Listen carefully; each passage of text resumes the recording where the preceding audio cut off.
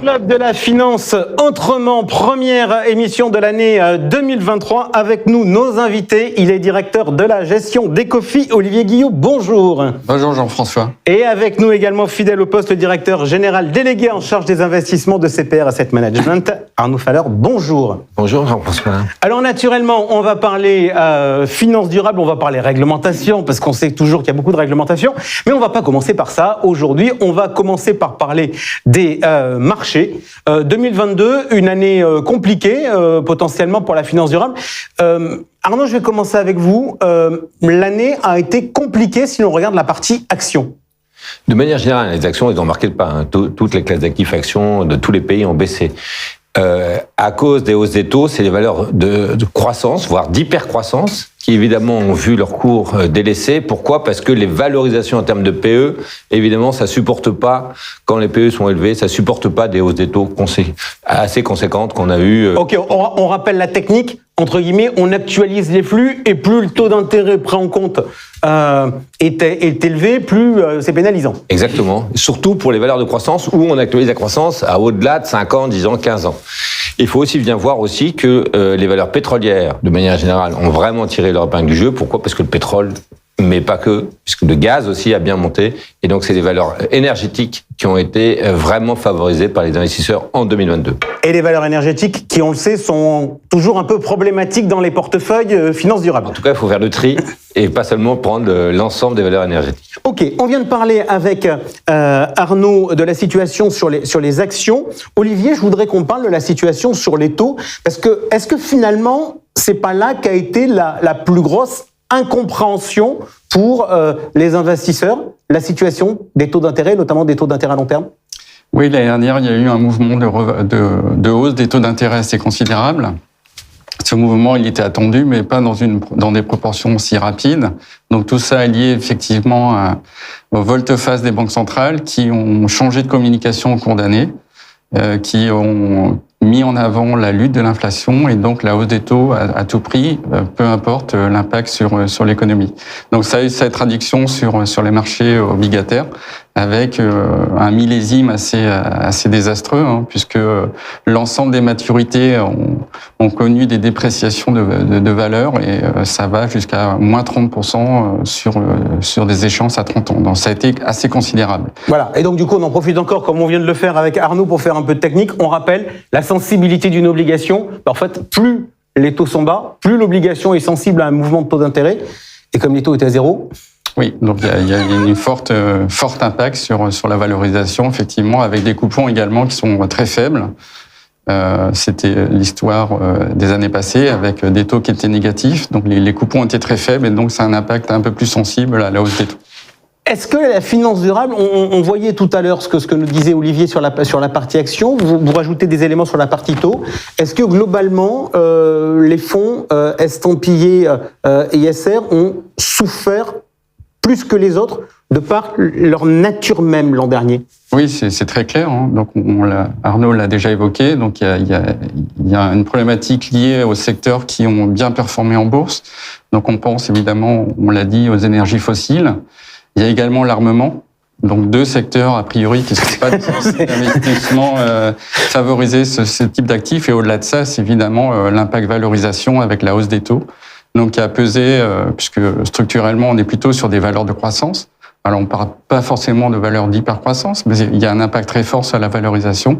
Et puis également, pour les fonds qui interviendraient sur des obligations de green bond, ce marché, c'est un marché qui va plutôt sur des émissions à plus de 10 ans. Et donc, il y a une sensibilité forte. Une sensibilité structurelle également forte, donc qui a pesé. Donc, c'est clairement un très mauvais millésime 2022 sur les thématiques autour de la transition écologique énergétique. Arnaud, si on regarde dans le détail, chez vous, il y a pas mal de thématiques. Vous aimez bien travailler la logique de l'ISR à travers des thématiques. Est-ce qu'il y a des thématiques qui se sont distinguées par rapport à d'autres? Et est-ce qu'il y a des thématiques qui ont plus souffert que d'autres? Oui, alors les thématiques liées à la valeur découverte-croissance, évidemment, ça a un peu plus souffert, liées à la technologie au sens large. En revanche, dans la sphère climat, notre fonds Climat Action fait peu ou prou un peu mieux que l'indice, donc finalement, ça en est bien sorti. L'indice, vous prenez comme indice de référence un indice mondial, action mondiale traditionnel. Exactement. Donc, ça en est plutôt bien sorti. Et notre fonds centré sur l'hydrogène s'en sort très bien, au-delà de l'indice. Pourquoi ? Parce que l'hydrogène, dès le début, on avait en tête qu'on voulait jouer l'ensemble de l'écosystème hydrogène et pas que les sociétés d'hypercroissance pointues. Donc on joue à la fois, évidemment, les producteurs d'énergie verte, mais aussi les apporteurs de technologie, que ce soit les membranes, les électrolyseurs, mais aussi les distributeurs et les utilisateurs. Et l'ensemble de cet écosystème a un biais un peu value. Et donc, franchement, c'était plutôt une bonne idée de compléter les investissements par ce type de fonds. D'abord, c'est un fonds de long terme, parce qu'évidemment, l'hydrogène va être vraiment une source de solutions pour la transition énergétique, avec l'Europe à la clé, l'Europe lead, on pourra y revenir, mais ensuite, vraiment pour des considérations purement de marché, avec des valorisations plus faibles que celles des indices classiques, s'en est très bien sorti, et on a d'ailleurs le fonds maintenant atteint 1 milliard d'euros. Il y a eu pas mal de collectes au passage. Dans les sujets dont on a parlé il y a 2 ans environ, c'était les énergies renouvelables. Quel comportement sur 2022, Olivier ? Ça a plutôt mieux résisté, hein. Donc c'est un peu ce qui ressort en fait dans la thématique, ça a été une source de forte résistance. Ça s'est plutôt bien comporté, donc ça c'est un point positif. Ok, allez, on oublie 2022, on passe tout de suite en 2023 et je voudrais vous faire réagir à ce début d'année en fanfare.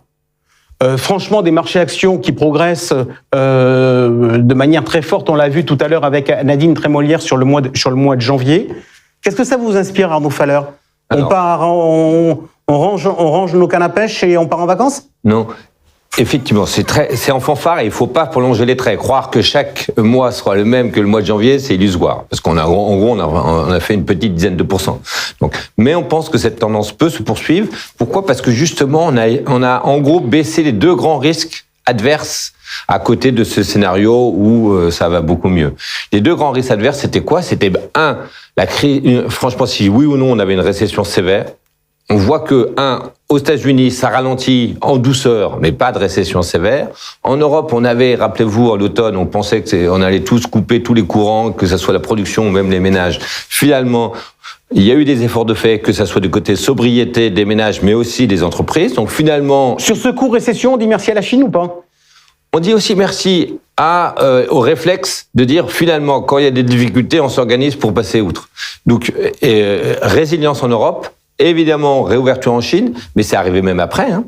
Et ensuite, l'autre scénario adverse qu'on avait et qui a été l'occasion des grandes attaques de bourse en 2022, c'est l'inflation, oui ou non, est-ce qu'elle va être hors de contrôle ? Et là, il me semble aussi, aux États-Unis, ça fait 5 mois que ça baisse, l'inflation totale. Il me semble qu'il y a encore un peu de réservoir de baisse, notamment le logement, on sait qu'il y a un décalage et qui va arriver dans les chiffres. En Europe, c'est un tout petit peu plus compliqué. Probablement, il y a une différence de cycle. La BCE est quand même à la manœuvre, mais l'inflation aussi pourrait au moins se stabiliser, voire baisser en deuxième partie. Olivier, vous partagez vous me permettez l'expression, Arnaud, optimisme relatif ? Exactement. Votre sentiment, vous, chez Ecofi, sur ce début d'année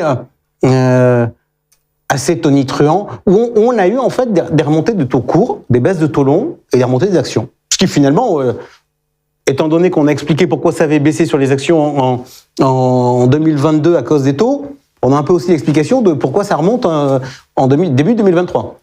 Oui, globalement, sur la photographie, je suis assez d'accord. Il faut quand même souligner quelques paradoxes. Donc effectivement, on a l'évolution macro qui évolue dans le bon sens, le risque géopolitique aussi qui reste incertain, mais en tout cas pour l'instant qui ne pèse pas sur la situation.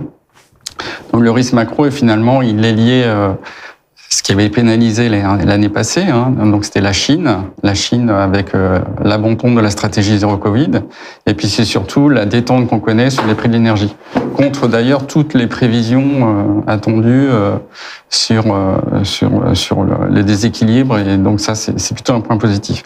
Je disais des paradoxes parce qu'il y a une divergence finalement entre l'évolution des marchés actions, qui ont pricé un rebond, une sortie favorable, et puis l'évolution des taux d'intérêt qui s'enfoncent en territoire, continue de baisser avec une forte inversion qui se prolonge notamment aux États-Unis. On voit bien que quelque part, il y a 2 scénarios qui sont en place. Globalement, l'autre message qu'on veut dire, et là encore c'est un paradoxe, en 2022, le marché avait été totalement drivé par les annonces des banques centrales, et on voit bien que le marché s'écarte un peu de la parole des banques centrales, et donc on va quelque part privilégier plutôt les chiffres, comme le disait Arnaud, de désinflation sur l'inflation large, et on va peut-être occulter certains aspects un peu plus sticky, comme on dit, donc d'inflation cœur, qui imprime un peu à la hausse. Et donc, il y a quand même ce paradoxe à réguler. Dernier point sur, effectivement, les risques de récession. Clairement, ce que disait Arnaud correspond à la réalité, c'est-à-dire que on a une situation qui est bonne aux États-Unis. On a encore eu des chiffres d'emploi qui étaient assez stratosphériques. Puis en Europe, on a écarté, pour les raisons, effectivement, de sobriété et d'absence de rupture de chaîne d'approvisionnement, on a écarté la problématique d'une récession limitée dans le temps et assez faible. Pour autant, on reste pas dans un scénario où on va avoir un rebond massif. On va rester dans quelque chose de relativement mesuré. Question sur ce que vient de dire Olivier, où je voudrais une réponse. Est-ce qu'effectivement, il n'y a pas un problème entre, d'un côté, une vision des marchés qui est assez favorable, et quelque part une vision des banques centrales qui est plus dure? Est-ce qu'à un moment, les deux devront se rejoindre? À court terme, les deux sont en phase. La question, c'est plutôt fin de l'année, notamment pour la Fed. Les marchés voient déjà la Fed rebaisser fin de cette année, alors que la Fed, pour l'instant, dit « je maintiendrai mes taux pendant longtemps ». C'est là où c'est pas sûr du tout.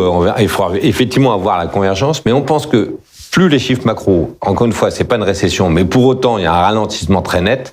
Nous, il semble que la Fed aussi baissera ses taux. Il faut se rappeler historiquement, entre la dernière hausse et la première baisse, la Fed a fait entre 6 et 9 mois. Donc finalement, on y est presque à ce scénario-là.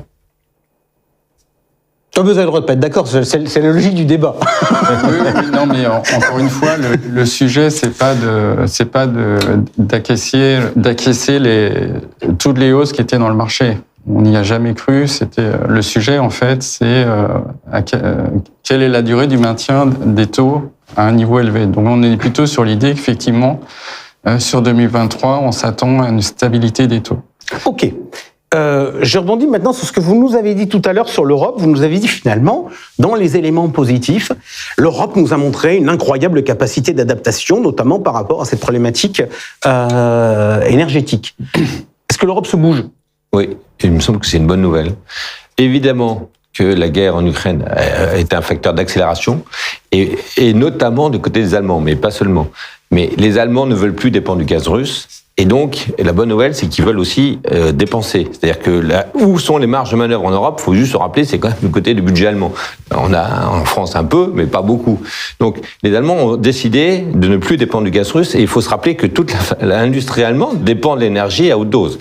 Et donc, il va y avoir des grands plans. Et ça commence. D'autant plus que les Américains ont bougé. Il faut juste se rappeler que l'Inflation Reduction Act est en fait aussi très centré sur l'énergie, et que l'Europe avait un énorme handicap, c'était que face aux Américains, les Américains avaient de l'énergie qui venait de chez eux à bas prix. Nous, on avait de l'énergie qui venait de l'extérieur très cher.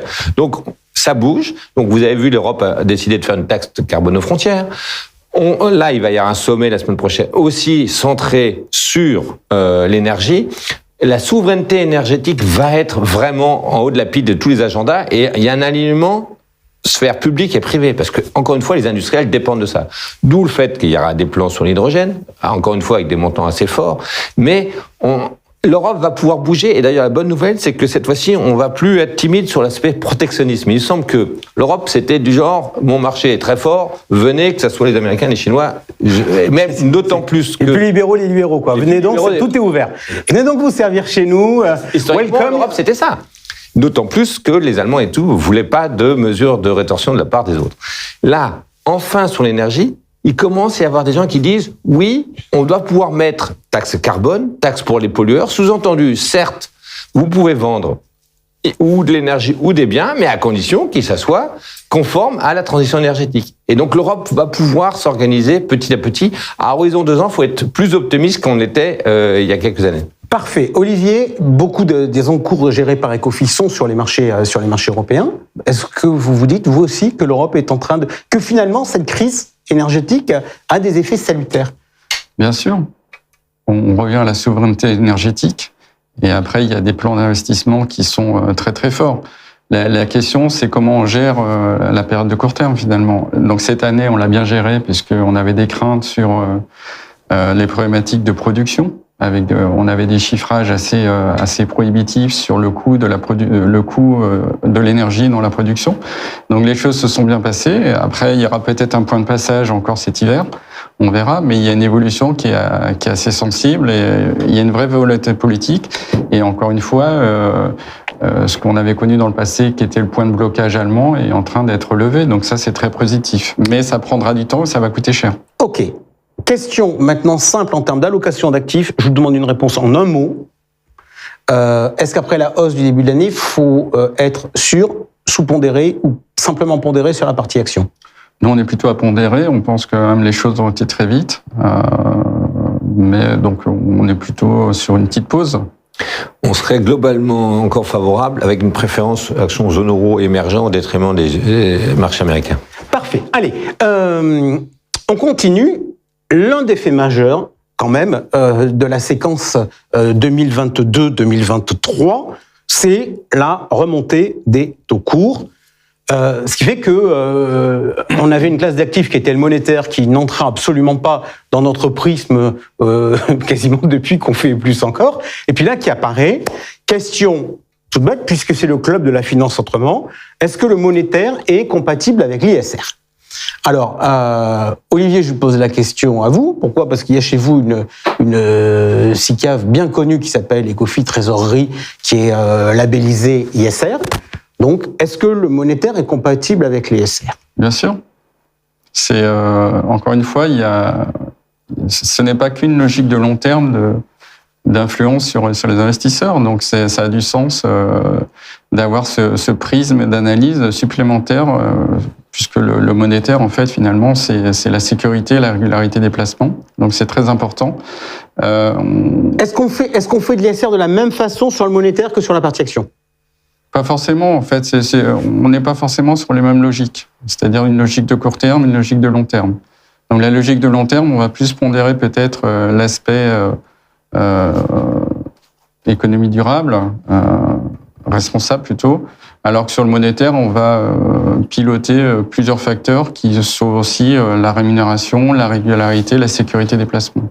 Donc on va être on va étoffer un peu l'univers d'investissement pour avoir une diversification plus large. Voilà. Donc, et puis on a sur le monétaire structurellement des placements autour des banques. Donc les banques sont plutôt bien notées en ISR, mais critiquées, en particulier sur la prise en compte du scope 3 ? Alors ça, pas forcément sur ces aspects-là, mais il y a eu, dans le passé, il y a eu quand même des contentieux, on va dire. Vous parlez du Libor, etc. Donc, voilà, donc il y a quand même une légère volume, puis des déclarations. Donc on est plus sur le sujet controverse. Voilà, on est vraiment sur un sujet controverse. Mais au-delà de ça, c'est très important aussi de comprendre en fait la logique qui sous-tend l'ISR. Donc on a eu un développement assez fort des émissions par les entreprises de titres green bond. Et donc les green bonds, en fait, c'est des projets à investissement qui sont pas dépensés le jour 1. Donc c'est des projets qui sont étalés. Et donc le fait d'avoir une SICAV labellisée ISR, ça D'accord. Donc en fait, celui qui émet la green bond, il reçoit de l'argent, il commence à le placer progressivement et il va le mettre en monétaire ISR en attendant. Voilà. Donc ça permet de garder la qualification du projet. Donc c'est très important pour nous aussi d'offrir cette solution d'investissement. Question, Arnaud, on parlait de la remontée des taux courts, on a aussi eu des niveaux de taux longs qui ont quand même sensiblement remonté, on a des spreads aussi, même s'ils se sont un peu réduits, qui ont remonté. Est-ce que ça crée des opportunités ? Parce qu'en fait, c'est marrant. Depuis qu'on se voit dans cette émission, on n'a toujours parlé que d'actions. Là, volontairement, je vous amène sur les taux pour voir si c'est effectivement... Vous avez raison, Jean-François, une super bonne idée. En fait, les taux réapparaissent. Ça faisait longtemps que les taux étaient à 0 ou 0+. Évidemment, c'était pas forcément attractif en termes de niveau absolu. Donc là, on arrive à des taux, notamment sur la privé, mais un peu aussi sur l'État, où ça redevient attractif. pour les personnes physiques. Grosso modo, on est entre 3,5 et 4, ça dépend évidemment de la qualité de crédit. On peut même aller au-delà pour les valeurs très high yield. Mais le point important pour la finance durable, c'est qu'il faut mobiliser toutes les sources de financement. Évidemment les actions, mais la dette, en fait, en termes de poids, ça pèse plus lourd que les actions. Et pour une entreprise, c'est encore plus important. Et sous-entendu, quand on finance la transition énergétique, si tout d'un coup on s'aperçoit que l'entreprise ne fait pas ce qu'elle dit, on peut arrêter les financements et l'effet pour l'entreprise va être encore plus difficile. Donc l'histoire de la dette et de la finance durable se rapproche totalement. Et on peut sélectionner les émetteurs de la même façon qu'on l'a fait sur les actions et en totale cohérence. On peut pas le regarder différemment à gauche et à droite. C'est le même émetteur. Simplement, en plus, sur la dette, il y a des points d'étape précis, les coupons, les remboursements, qui font que, oui ou non, on peut réallouer à ce moment-là. Allez, Arnaud, je reste avec vous rapidement. Parce que c'est franchement des genres de sujets qu'on subit et qui nous énervent souvent, c'est des sujets réglementaires. Qu'est-ce qui change au 1er janvier ? Qu'est-ce qui a changé sur notre secteur au 1er janvier 2023 ? C'est vrai que, encore une fois, la confusion, ça profite à personne. Que ça soit au client final, au distributeur, aux sociétés de gestion et aux régulateurs. Il faut juste se rappeler que même les régulateurs se plaignent de l'absence de clarté des textes. Et notamment, qu'est-ce qu'on subit depuis le 1er janvier ? Toutes les sociétés de gestion doivent communiquer sur leur pourcentage d'actifs durables, Sustainable Investment. Donc, dans les prospectus, vous verrez, il y a le pourcentage à la fois le minimum, mais aussi on communiquera tous les mois sur... Prospectus, on rappelle, avec l'arrivée du DIC à la place du DIFI, etc., où on est complètement largué en ce début d'année 2023. Alors pourquoi, en plus, l'actif durable, c'est quelque chose de compliqué ? Parce que la définition dans les textes européens, elle fait 4 lignes. Et évidemment, définir l'actif durable en 4 lignes, c'est impossible. Alors que, rappelez-vous, sur la taxonomie, donc la taxonomie, c'est quoi ? C'est en gros la part des activités vertes. Là, il y a plusieurs pages et c'est très clair. Et il n'y a pas de différence d'interprétation sur nos acteurs. En revanche, il y a des différences d'interprétation sur les acteurs sur la partie Sustainable Investment, investissement durable. Alors l'AFG... je vais profiter de votre casquette AFG, parce que voilà. Vous êtes aussi l'AFG bosse ou pas ? L'AFG a bossé sur le sujet. L'idée, c'est quoi ? C'est d'avoir une définition commune. Alors, en grande masse, en principe, on ne pourra pas rentrer dans une granularité très fine, mais l'AFG a bossé. On est en train d'établir la définition commune. Que ça soit, faut juste se rappeler, c'est quoi l'actif durable ? C'est contribuer à un objectif environnemental et social, sans pour autant que ces investissements ne causent pas de préjudice à aucun de ces objectifs, et que les sociétés dans lesquelles les investissements sont réalisés appliquent des pratiques de bonne gouvernance. Donc il faut les 3 axes. Objectif, sans nuire à tous les autres, et pratiques de bonne gouvernance. Donc on est en train d'établir la définition, et on est en train en gros, faire converger les visions des différents acteurs. La bonne nouvelle, parce qu'aujourd'hui, c'est... Ok, que chacun nous raconte pas son truc et qu'au moins, il y a un vocabulaire et une approche commune. Une approche commune et des chiffres communs. Ok, je regarde l'actualité, j'ai vu le lancement d'un nouveau CAC 40 SBT, donc où on s'intéresse à la trajectoire climatique. Vous trouvez ça bien, ça, comme idée, Olivier ? Le principe du SBT est très bien. Après, est-ce que l'indice est bien ? Ça, je laisse les investisseurs regarder. En tout cas, le SBT, effectivement, c'est très intéressant parce que c'est un peu notre cheval de bataille, effectivement, de privilégier en fait une approche par une analyse extra-financière qui soit qui soit indépendante, qui soit auditable, qui soit certifiée. Donc, on évite des modèles internes dans les entreprises. Donc, le fait d'avoir des bases méthodologiques qui permettent de s'engager sur la trajectoire 1,5 degré est pour nous quelque chose de très appréciable. SBT, Arnaud, dans vos réflexions à l'AFG, vous avez pris en compte ou pas ? Oui, on est persuadé que le SBT va devenir une référence. Alors, rappelons, le SBT, c'est une émanation de WWF, l'ONU, CDP, qui était l'ONG de référence pour les politiques climat des entreprises, et ça permet de tracer le cap avec une référence commune, encore une fois. Et on est persuadé que ça sera une super idée. Au passage, c'est exactement l'inverse de greenwashing. C'est-à-dire qu'il y a eu des statistiques qui ont montré récemment que les sociétés qui se sont engagées à SBT ont fait bien mieux que leurs engagements. Et comment on l'interprète comme ça? En gros, les sociétés, elles devaient faire moins 4% de réduction d'empreinte carbone. Elles ont fait 8%. Donc, elles ont fait mieux que leur engagement parce que quand une société s'engage à SBT, d'abord, elle signe devant des gens, encore une fois, des tiers, et toute la société s'organise. Évidemment, la direction générale, mais toutes les parties prenantes au sein de la société, ce qui fait que, à la fin, ils arrivent à trouver des sources d'économie d'émissions de CO2 encore plus importantes que ce qu'ils avaient imaginé au début. Arnaud, le CAC 40, SBT, ils n'ont pas été capables de trouver 40 valeurs. Quand j'ai vu ça, je me suis dit misère. Alors misère. le SBF 120, il y a 40 valeurs parmi 120, pas parmi 40. Mais en fait, ça avance beaucoup. Aujourd'hui, le SBT, c'est 40% de la capitalisation en Europe. Les sociétés représentent 40%. C'est beaucoup, un tiers dans le monde. Et alors, pour être précis par rapport à la misère que vous évoquez, c'est pour l'instant les sociétés qui ont eu des targets validés. Mais il y en a bien plus. Il y a des candidats. Il y a beaucoup plus de candidats encore, mais c'est normal, c'est par étapes. On fait un plan, on le soumet, donc ça s'appelle, on soumet au SBT, et oui ou non, on a la target validée. Donc là, c'est la crème de la crème, c'est ceux qui ont eu des targets validés.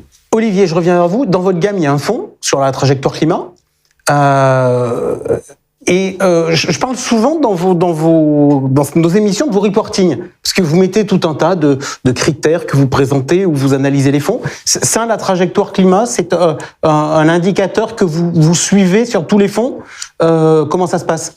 Alors on a des fonds avancés, donc sur la trajectoire climat. Donc sur ces fonds-là, effectivement, on publie la trajectoire 1,5 degré et on regarde un peu le comportement du portefeuille par rapport à son univers d'investissement. Et au-delà de ça, effectivement, compte tenu des évolutions réglementaires et d'une normalisation, d'une standardisation attendue, on va être amené à produire de plus en plus d'indicateurs pertinents et utiles pour les investisseurs. Voilà, l'idée, c'est effectivement d'enrichir le contenu de reporting. On va notamment publier les ODD également. Donc, bientôt. Les ODD, c'est un bon truc, c'est bien marketé, c'est accessible, compréhensible. Je trouve que ça a une vraie valeur pédagogique en fait. Après, ça mérite d'être documenté et expliqué parce que c'est pas forcément immédiat, mais en tout cas, je trouve que ça a une vraie valeur pédagogique. Oui. Ok, alors justement, on va faire de la pédagogie. Donc ODD, Objectif de développement durable de l'ONU. On va faire de la pédagogie parce que dans les débats qu'il y a pu avoir depuis notre dernière émission, il y a eu SFDR 8 et 9, ceux qui étaient en 9 qui sont passés en 8. Donc on s'est dit, mais on n'y comprend rien parce qu'on nous avait dit. Alors, on va essayer de comprendre. Je vais commencer avec vous, Arnaud, puisque CPR a dégradé, comme d'ailleurs dans l'ensemble du groupe Amundi, un certain nombre de fonds qui étaient en 9, qui sont passés en 8. Pourquoi ? En fait, encore une fois, c'est ce que j'évoquais tout à l'heure. Malheureusement, la définition est très peu précise de la Commission. Donc, l'AFD travaille pour essayer de faire converger. La Commission va normalement publier quelque chose encore avant la fin de l'année. Mais en attendant cette précision qu'il faut, parce qu'encore une fois, il y a des écarts trop forts d'interprétation, c'est plutôt une règle de prudence qui fait que, pour l'instant, avant que les précisions arrivent, on préfère dégrader, passer de 9 à 8. Est-ce que ça a changé vos process ou pas ? Non, justement, la bonne nouvelle, c'est que ça change pas les process, ça change pas du tout l'exigence. Ça change l'affichage. Ça change juste l'affichage. Les exigences en termes de notation ESG, en termes de poids de SBT. Par exemple, dans le fonds Climat Action, on a 75% de SBT. Ça n'a absolument pas changé, c'est juste l'affichage du chiffre passé de 9 à 8. Olivier, alors vous êtes à la contre-courant, mais de toute manière, Ecofi, vous êtes déjà historiquement à contre-courant, vous avez fait du solidaire avant les autres, etc. Donc, vous avez augmenté votre volumétrie en SFDR 9. Oui, à la marge. En fait, au-delà de la règle de prudence et l'incertitude actuelle, on a fait une règle d'engagement. C'est-à-dire qu'on avait des processus de gestion et qui, pour le coup, ça n'a aucune incidence sur les portefeuilles. Donc, l'idée, c'est effectivement de balayer un peu nos process de gestion, la façon dont sont construits les portefeuilles, et on a, conformément à la réglementation, on a défini ce que c'était une règle d'investissement durable. Donc pour ça, on a intégré effectivement les fonds article 9 actuels bâtis autour des stratégies de développement durable, et puis on a complété ces règles par un volet solidaire, un volet solidaire, donc les fonds solidaires. On l'a vu tout à l'heure, ça participe de la réglementation. On a également intégré les stratégies de fonds qui sont alignées sur la trajectoire 1,5 degré. Et puis, on a également intégré la taxonomie verte, qui était déjà le cas. Voilà, donc on a un corpus un peu réglementaire qui embarque un peu l'ensemble des critères qui, selon nous, sont justifiés dans le cas de l'investissement durable. Ok, dernier point, on est à 30 minutes, on va prendre 2-3 petites minutes supplémentaires. Dernier point dans les évolutions réglementaires, c'est le fait que l'on ait l'obligation pour les distributeurs de recueillir les préférences clients en termes de durabilité. Est-ce que ça va créer des opportunités ? Comment vous voyez ça ? Alors, vous n'êtes pas distributeur, vous êtes gestionnaire, mais vous travaillez avec des distributeurs, vous échangez avec les réseaux. Comment vous voyez ça, Arnaud Faller ? Il faut se rappeler qu'on fait aussi un baromètre l'année dernière, et puis on va le publier pour cette année, sur l'appétence des clients, personnes physiques ou des conseillers, que ce soit CGP ou banque privée, sur l'investissement responsable. Vous me donnez un résultat en exclu ? Eh ben, en gros, il y a une accélération, c'est-à-dire que le poids de l'IR au sein des portefeuilles monte, et la confiance qu'ont les personnes physiques envers l'investissement responsable se maintient à un niveau élevé, quasiment aux 2/3, et ils ont envie d'augmenter ce poids-là. Donc le train, il est parti. On a parlé de 2022 où il y avait des fois déceptions, mais il nous semble que c'est ponctuel. Et en tout cas, la performance n'est jamais été citée comme un des freins mentionnés par les épargnants. Votre sentiment sur cette question des problématiques des préférences clients, et est-ce que finalement, lorsqu'on vend un fonds ISR et qu'on le vend bien, est-ce qu'on ne tient pas plus le client parce que on lui a pas simplement vendu de la performance financière ? Après, dans le choix d'investissement, effectivement, il y a quand même une documentation qui est très complexe, avec des paramètres qui changent. Bon, avant, on avait plutôt des paramètres SRRI, donc qui étaient plutôt des indices de volatilité. Maintenant, il y a une dimension supplémentaire, c'est l'indice crédit, donc avec un indice SRI. Donc, avec là encore des normes qui ont changé, on est toujours de 1 à 7, mais c'est plus la même chose. C'est plus la même chose, donc merci l'Europe.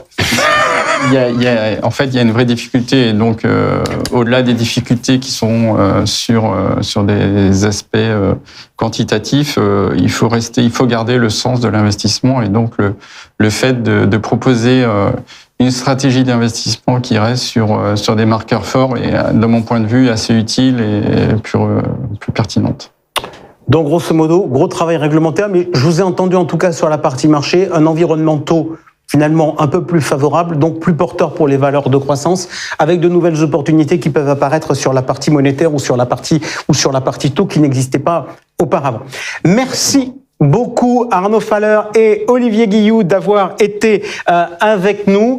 Que puis-je vous dire ? On se retrouve la semaine prochaine pour une émission spéciale où l'on parlera service. Et puis on se retrouvera naturellement pour notre émission traditionnelle début mars où il sera notamment question de pierre papier.